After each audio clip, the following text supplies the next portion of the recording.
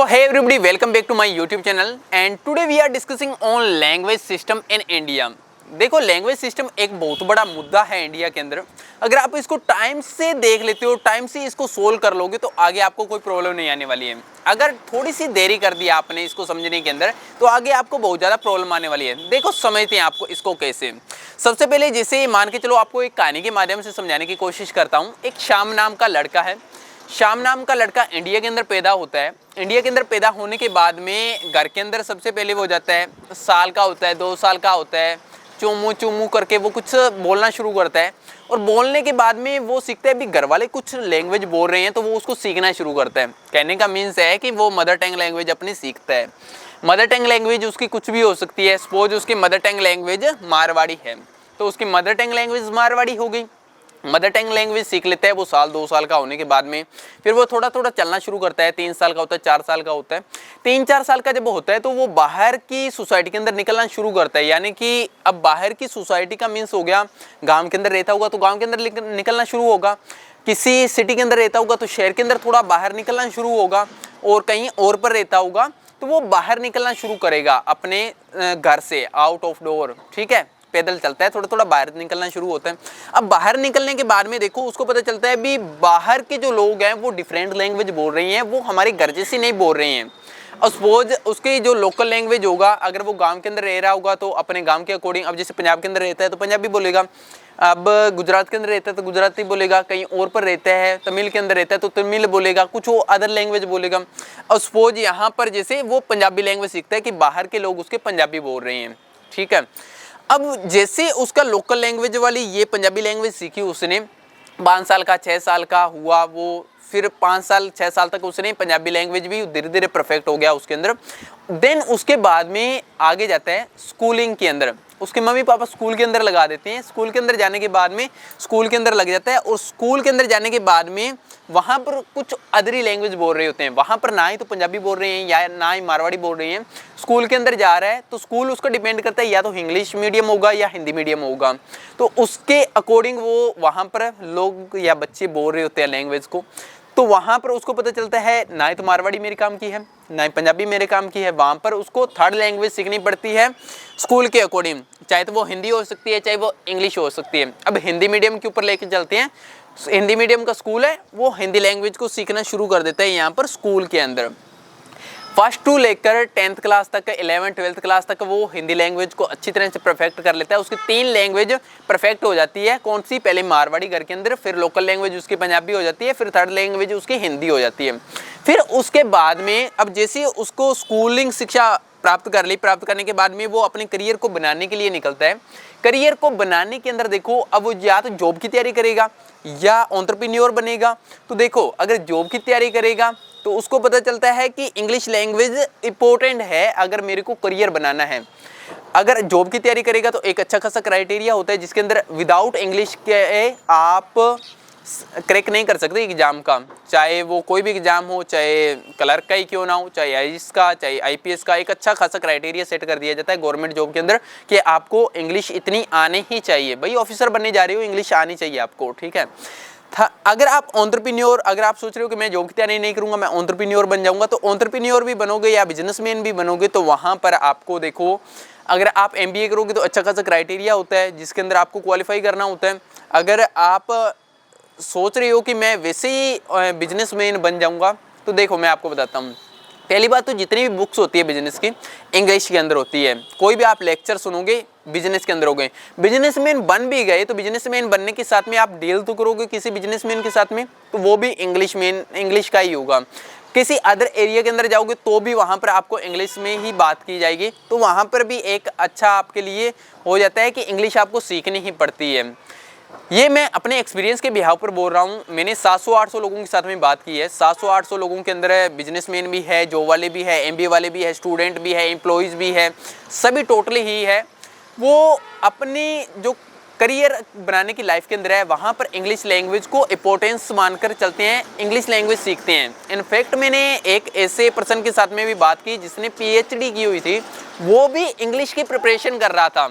अब एक सोचने वाला मुद्दा है कि इंग्लिश यहाँ पर बहुत ज़्यादा इंपॉर्टेंट हो जाती है, इंग्लिश आपको सीखनी ही पड़ती है। और मेरा वीडियो का उद्देश्य भी यही है कि इंग्लिश मस्ट इंपॉर्टेंट है, आप इसको सीखोगे ही सीखोगे, खाना छोड़ सकते हो लेकिन इंग्लिश सीखना नहीं छोड़ सकते, इंग्लिश आपको सीखनी ही पड़ेगी।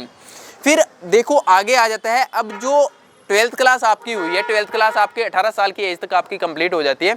18 साल आपकी एज तक आपकी 12th क्लास कंप्लीट हुई, जैसे ही 18 से लेकर 24 ईयर जो आपकी एज होती है। अब देखो जितनी भी डिफेंस एकेडमी होती है, डिफेंस एकेडमी के अंदर बच्चों को सिलेक्ट किया जाता है 18 टू 21 ईयर। 18 टू 20 ईयर इसलिए सिलेक्ट किया जाता है क्योंकि उन बच्चों के अंदर बहुत ज़्यादा पोटेंशियल होता है, बहुत ज़्यादा एनर्जी होती है, वो बहुत कुछ कर सकते हैं, उनका माइंड बहुत ज़्यादा शार्प होता है, वो कुछ भी कर सकते हैं उस एज के अंदर। तो इस एज के अंदर वो शुरू करते हैं यहाँ पर इंग्लिश सीखना। 12th के बाद में करियर की लाइफ के अंदर निकले तो उनको पता चला इंग्लिश इंपॉर्टेंट है, तो वो इस एज के अंदर वो इंग्लिश सीखना शुरू करते हैं, जिसका ध्यान डाइवर्ट हो जाता है इंग्लिश लैंग्वेज सीखने की तरफ और अपने करियर की तरफ कम हो जाता है। कुछ बच्चे कह सकते हैं मेरे को कि अपने वर्क को करते हुए साथ में भी इंग्लिश को सीखा जा सकता है, इंग्लिश लैंग्वेज जरूर सीखा जा सकता है, लेकिन उसके अंदर माइंड आपका डाइवर्ट होता है उस चीज़ की तरफ, ठीक है। तो ये एक यहाँ पर बाधा बन जाती है।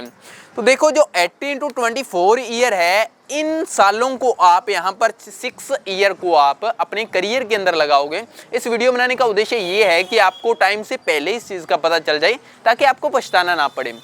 देखो जैसी आपकी सोच है आज के टाइम के अंदर, वैसे ही कुछ टाइम पहले मेरी थी। 9th क्लास के अंदर था, 10th के अंदर था, बचपन के अंदर सोचता था भी हाँ अपने को क्या करना है अंग्रेजी से, अंग्रेज चले गए, हमारे क्या काम की अंग्रेजी, हम हिंदी सीखेंगे, अपनी जो लैंग्वेज है वो सीखेंगे, उसके अंदर अपना कुछ कर लेंगे, हमें अंग्रेजी सीखने की क्या ज़रूरत है।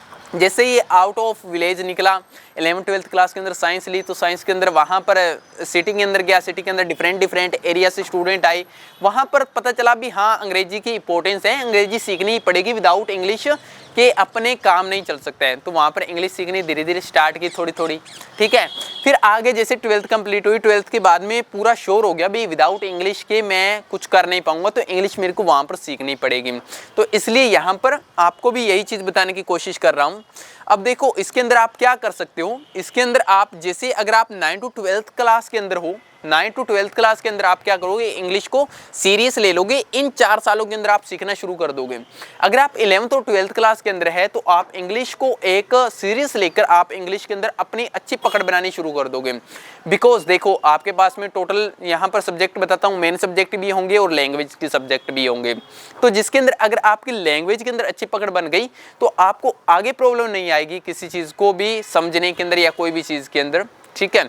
अगर आप मेन सब्जेक्ट के ऊपर फोकस करते रहे, लैंग्वेज के ऊपर अच्छी पकड़ ना बना पाए, तो मेन सब्जेक्ट के अंदर हो सकता है आपकी फर्स्ट डिवीजन आ जाए, लेकिन आपको आगे प्रॉब्लम आएगी जब आप करियर की प्रिपरेशन करोगे, ठीक है। और इसका एक और बताता हूँ, देखो जो आपका 11th-12th जो ईयर होता है उसके अंदर अपने सोच के कुछ और चलते हैं कि मेरे को करियर के अंदर कुछ और करना है, जबकि होता कुछ और है। 11th-12th क्लास के अंदर अपने सोच के चलते हैं कि मेरे को 12th के बाद में इंजीनियरिंग प्रिपरेशन करते हैं, लेकिन आप कर कुछ और रहे होते हो।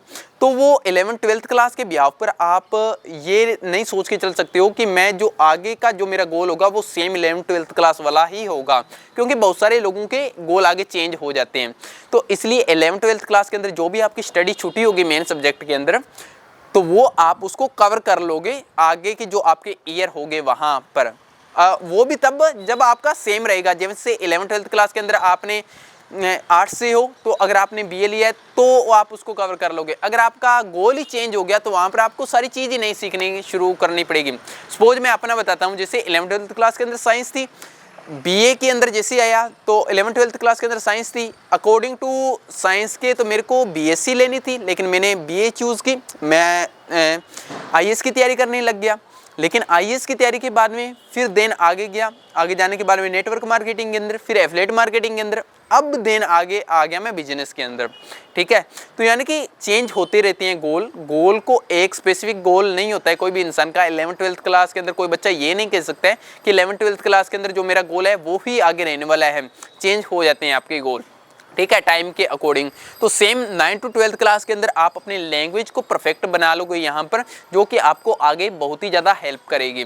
तो इस चीज़ को आप सीरियस यहाँ पर लोगे और जो आपके गोल्डन जो 6 ईयर होंगे इसके अंदर आप अपना करियर के अंदर फोकस करोगे। सो वीडियो बनाने का सिंपल सा ही मकसद यही था कि आपको जो यहाँ पर लैंग्वेज है, इंग्लिश की इंपॉर्टेंस बताना चाहता था कि इंग्लिश की इंपॉर्टेंस बहुत ज़्यादा है दोस्तों।